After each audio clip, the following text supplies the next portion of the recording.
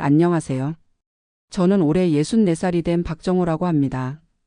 아내와 함께 30년 넘게 살던 서울 아파트를 팔고 전원주택으로 이사한 지 이제 1년 반 정도 됐네요.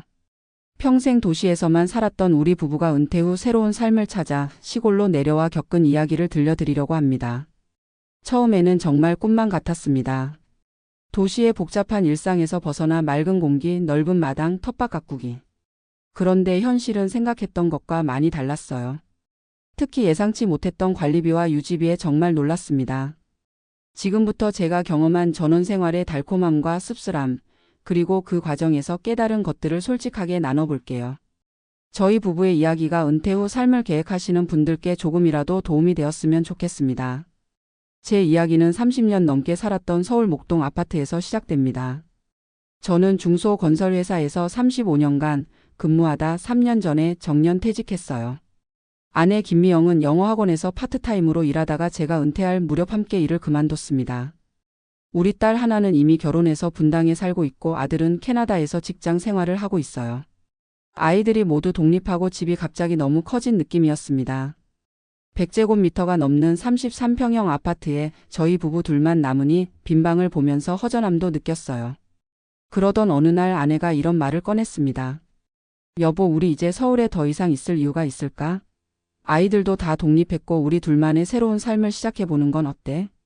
솔직히 저도 퇴직 후 서울에서의 삶이 점점 의미를 잃어가는 것 같았어요. 퇴근 시간에 맞춰 하루를 살아가던 습관이 남아서인지 갑자기 시간이 많아지니 어떻게 보내야 할지 막막했거든요. 게다가 코로나 이후 재택근무가 늘면서 아파트 값도 많이 올랐을 때였어요. 우리 집도 시세가 12억 원 정도로 올라 있었습니다. 그래서 저희는 진지하게 이사를 고민하기 시작했어요. 처음에는 지방 도시의 작은 아파트로 이사할까 생각했습니다. 하지만 우연히 TV에서 전원주택에서 행복하게 사는 은퇴자 부부의 모습을 보고 마음이 움직였어요. 넓은 마당에서 텃밭을 가꾸고 강아지와 산책하며 맑은 공기를 마시는 모습이 너무 부러웠어요. 여보, 우리도 저렇게 살면 어떨까? 도시에서 받던 스트레스에서 벗어나 자연과 함께 사는 거야. 아내의 눈이 반짝였어요. 그 말에 저도 금세 설렜습니다. 평생 콘크리트 건물 속에서만 살았으니 나무와 흙을 가까이 하는 삶이 매력적으로 다가왔어요. 또 하나 큰 이유는 경제적인 계산이었습니다. 서울 아파트를 팔면 지방에 넓은 전원주택을 짓고도 몇억 원이 남을 것 같았거든요. 당시 계산으로는 5억 원 정도면 200제곱미터 60평 대지에 50평 정도의 멋진 전원주택을 지을 수 있을 것 같았어요. 나머지 7억 원은 은행의 예금에 이자로 생활비를 보태면 국민연금과 함께 여유롭게 살 수 있을 거라 생각했습니다. 그렇게 저희는 전원주택으로 이사하기로 결정했어요. 인터넷 검색을 시작했고 유튜브에서 전원주택 관련 영상을 찾아 밤새 보기도 했습니다. 귀농 귀촌 성공기나 전원생활의 행복 같은 콘텐츠를 보며 마음이 더욱 설렜어요. 이제 어디로 이사할지 정해야 했습니다. 너무 외진 곳은 병원이나 마트 같은 생활 인프라가 부족할 테니 도시와 가까운 전원 지역이 좋겠다 싶었어요. 여러 지역을 검토한 끝에 서울에서 1시간 반 거리에 있는 충청도의 한 작은 도시 근교로 눈을 돌렸습니다. 이 지역은 고속도로와 가깝고 차로 15분 거리에 종합병원도 있었어요. 무엇보다 주변 산과 계곡이 아름다워 마음에 들었습니다. 몇 번 답사를 다니며 다양한 땅을 봤어요. 마침내 200평 규모의 땅을 찾았는데 앞으로는 논이 펼쳐져 있고 뒤로는 낮은 산이 있어 전망이 아주 좋았습니다. 가격은 7천만 원으로 서울 기준으로는 매우 저렴하다고 느꼈어요. 판매자는 과수원을 하다가 나이가 들어 더 이상 관리하기 어려워진 노부부였습니다. 도시에서 오셨나 봐요. 여기 살면 좋을 거예요. 공기도 좋고 이웃들도 친절하고. 할아버지의 말씀에 더욱 확신이 생겼어요. 어쩌면 지금까지 살아온 복잡한 도시 생활이 잘못된 선택이었던 건 아닐까 하는 생각까지 들었습니다. 이렇게 땅을 사고 나니 이제 집을 지어야 했어요. 건설회사에서 일했던 경험을 살려 직접 설계와 시공을 관리하기로 했습니다. 여러 건축사 사무소를 찾아다니며 상담받고 마음에 드는 디자인을 선택했어요. 우리가 원했던 건 모던한 느낌의 전원주택이었습니다. 1층에는 거실, 주방, 안방 그리고 테라스가 있고 2층에는 2개의 방과 작은 서재를 두는 구조로 설계했어요. 무엇보다 넓은 정원과 텃밭을 원했기 때문에 마당 설계에도 신경을 많이 썼습니다. 여보, 여기 텃밭에는 상추랑 고추, 방울토마토를 심고 저쪽에는 꽃길을 만들면 어떨까? 아내는 벌써 정원 가꾸기에 대한 계획으로 가득했어요. 설계가 끝나고 공사가 시작되었습니다. 서울에 있는 아파트를 팔고 임시로 근처 다세대 주택에서 전세로 살면서 공사 현장을 매일 확인했어요. 건설 과정에서 처음부터 예상했던 문제들이 하나둘 발생하기 시작했습니다. 우선 진입로 문제가 있었어요. 제가 구입한 땅은 마을에서 조금 떨어진 곳에 있었는데 진입로가 좁아서 공사 차량이 들어오기 어려웠습니다. 이웃 땅을 조금 지나야 했기 때문에 이웃과 협의를 해야 했어요. 처음에는 순조롭게 이야기가 진행되는 듯 했지만 공사가 시작되자 갑자기 이웃이 마음을 바꿨습니다. 통행로 사용료를 내야 한다며 꽤 높은 금액을 요구했어요. 시골에서는 이런 문제가 흔하다고 하더군요. 결국 변호사까지 만나보고 협상 끝에 합의금을 지불하고 문제를 해결했습니다. 진입로 문제만 해도 예상 밖의 비용이 500만 원 정도 추가됐어요. 또 다른 문제는 상수도 연결이었습니다. 마을 상수도 본관에서 우리 집까지 거리가 꽤 되어서 연결 공사비가 생각보다 많이 들었어요. 하수도 문제도 있었습니다. 하수관이 연결되어 있지 않아 정화조를 설치해야 했는데 이것도 예상 외의 비용이었습니다. 그리고 생각지도 못했던 문제는 지하수였어요. 땅을 팔 때는 몰랐는데 기초공사를 시작하니 지하수위가 높아 물이 계속 차올랐습니다. 배수시설을 추가로 설치해야 했고 이 과정에서 또 비용이 늘어났어요. 설계 변경도 몇 번 있었습니다. 처음에는 단열재를 일반적인 수준으로 생각했는데 시골은 서울보다 겨울이 더 추울 것 같아 고급 단열재로 바꾸기로 했어요. 창문도 2중창에서 3중창으로 변경했습니다. 난방 시스템도 고민이 많았어요. 도시가스가 들어오지 않는 지역이라 선택지가 제한적이었습니다. 기름 보일러는 유지비가 많이 들고 장작 보일러는 관리가 번거로울 것 같아서 결국 전기 온돌과 공기열 히트펌프를 함께 설치하기로 했어요. 이런 변경 사항들로 인해 처음 예상했던 공사비 4억 원에서 5억 3천만 원으로 늘어났습니다. 그래도 집이 완성되어 가는 모습을 보니 마음이 뿌듯했어요. 마침내 완공일이 다가왔습니다.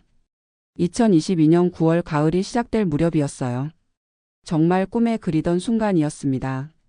넓은 마당이 있는 약 50평 규모의 아름다운 전원주택이 우리 앞에 있었어요. 흰색 외벽의 검정 지붕의 모던한 디자인은 주변 시골 풍경과 조화를 이루면서도 세련된 느낌을 주었습니다. 마당에는 잔디를 심었고 텃밭 공간도 마련했어요. 집 앞에는 작은 연못도 만들었습니다. 그리고 테라스에 앉아서 바라보는 전망은 정말 그림 같았어요. 멀리 논과 산이 보이고 저녁이면 노을이 아름답게 펼쳐졌습니다. 여보, 우리 정말 여기서 살게 됐네. 아내의 눈에는 눈물이 고여 있었어요. 저도 감격스러웠습니다. 평생 일하며 꿈꿔왔던 은퇴 후의 보금자리가 마침내 현실이 되었으니까요. 이사날 딸 가족과 서울에서 친한 친구들이 찾아와 도와주었습니다. 아버지, 집이 정말 예쁘네요. 저도 나중에 이런 집에서 살고 싶어요. 딸의 말에 기분이 좋았지만 한편으로는 내가 알아서 지어라라는 생각도 들었어요. 그만큼 집을 짓는 과정이 쉽지 않았거든요. 처음 몇 주간은 정말 천국 같았습니다. 아침에 일어나면 새소리를 들으며 마당을 산책했어요. 아내는 텃밭에 상추, 쑥갓, 방울토마토 모종을 심었습니다. 동네 슈퍼에서 만난 이웃들은 모두 친절했고 가끔 직접 기른 채소를 나눠주기도 했어요. 저녁이면 테라스에 앉아 별을 보며 와인 한 잔씩 마시곤 했습니다. 여보, 우리가 진작 이렇게 살 걸 그랬어요. 아내의 말에 저도 동의했어요. 도시의 복잡함과 경쟁에서 벗어나 자연과 함께하는 이 생활이 너무 좋았습니다. 하지만 시간이 지나면서 조금씩 현실적인 문제들이 드러나기 시작했어요. 가을이 깊어지고 겨울이 다가오자 가장 먼저 부딪힌 문제는 난방이었습니다. 전기 온돌과 히트펌프를 설치했는데 생각보다 전기요금이 많이 나왔어요. 첫 달 전기요금이 80만 원 가까이 나왔을 때는 정말 놀랐습니다. 아파트에서 살 때는 월 15만 원 정도였는데 거의 5배나 올랐어요. 이게 뭐지? 뭔가 잘못된 거 아닐까? 영수증을 들고 전력공사에도 문의해봤지만 큰 집이 난방비는 당연히 많이 나온다는 답변뿐이었습니다. 결국 난방 온도를 낮추고 입는 옷을 더 껴입게 되었어요. 또 다른 문제는 유지 관리였습니다. 아파트에서는 관리사무소에서 모든 것을 처리해줬는데 전원주택에서는 모든 것을 우리가 직접 해야 했어요. 처음으로 맞닥뜨린 큰 문제는 지붕에서 물이 새는 것이었습니다. 겨울비가 내린 다음 날 2층 천장에서 물이 떨어지기 시작했어요. 급하게 방수 업체를 불렀고 지붕 일부를 보수했습니다. 비용은 150만 원이 들었어요. 정원 관리도 생각보다 힘들었습니다. 봄이 되자 잡초가 엄청나게 자라기 시작했어요. 매일같이 잡초를 뽑는데도 감당이 안 될 정도였습니다. 결국 정원관리 업체와 계약해 월 30만 원에 정기적으로 관리받기로 했어요. 텃밭 가꾸기도 쉽지 않았습니다. 처음에는 유튜브를 보며 열심히 시작했는데 병충해 관리부터 물주기까지 신경 써야 할 것이 너무 많았어요. 농사는 정말 전문가가 하는 거구나. 아내가 한숨을 쉬었습니다. 그리고 가장 예상하지 못했던 문제는 교통이었어요. 처음에는 차로 15분 거리에 마트와 병원이 있다는 게 큰 불편함으로 느껴지지 않았습니다. 하지만 시간이 지날수록 매번 간단한 장보기도 차를 타고 나가야 한다는 게 불편하게 다가왔어요. 더구나 겨울에 눈이 오면 우리 집 진입로가 완전히 막혀버렸습니다.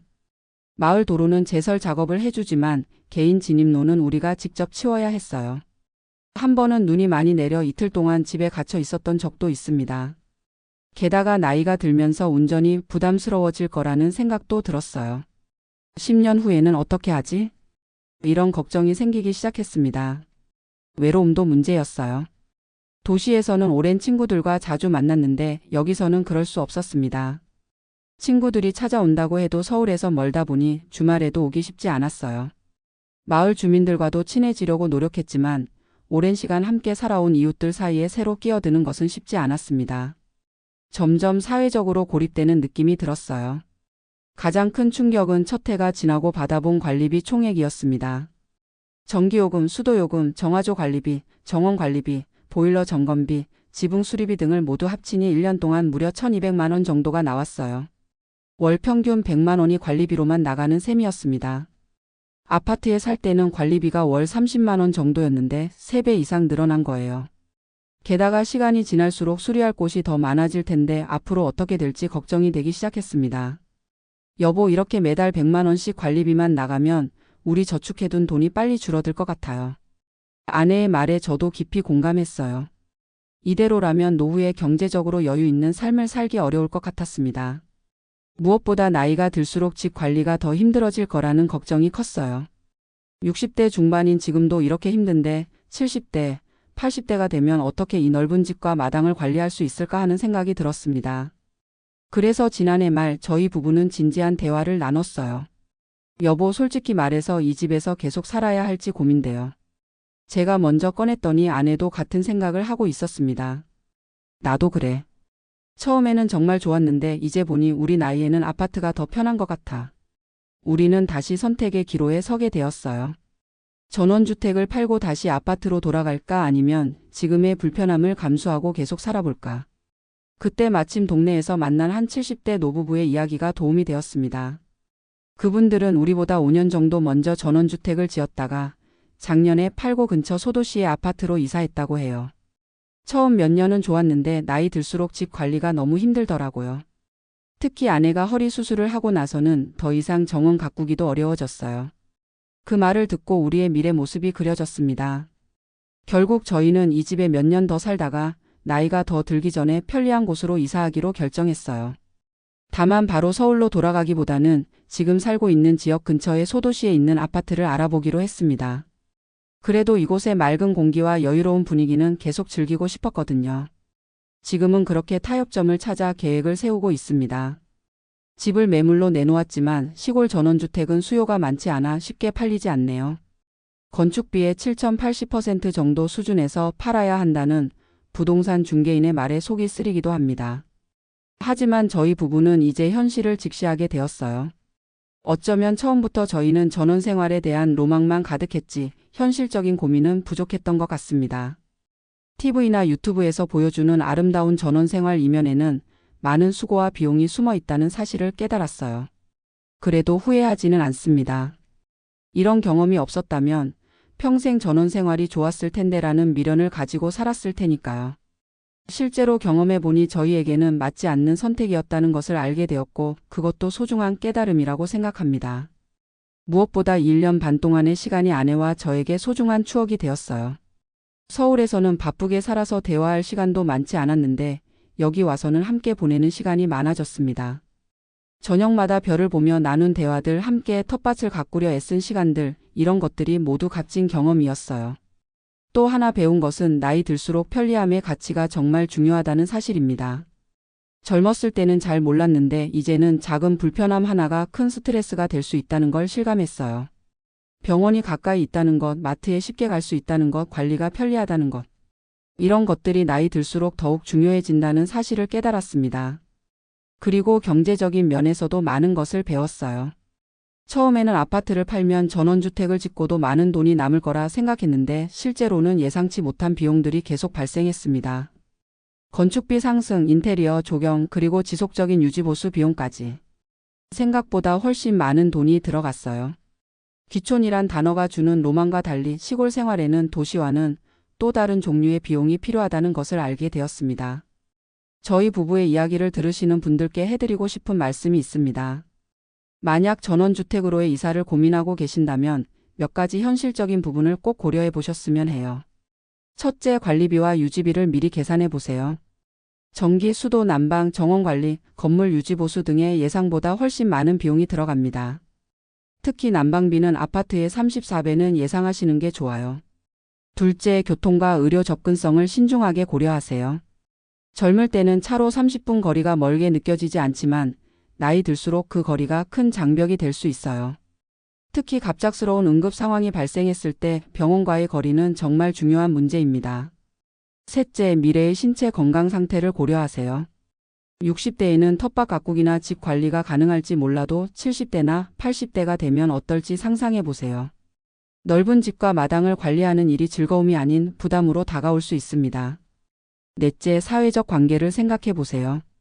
오랜 친구들과 멀어지면 외로움을 느낄 수 있고 새로운 동네에서 인간관계를 형성하는 것은 생각보다 쉽지 않을 수 있어요.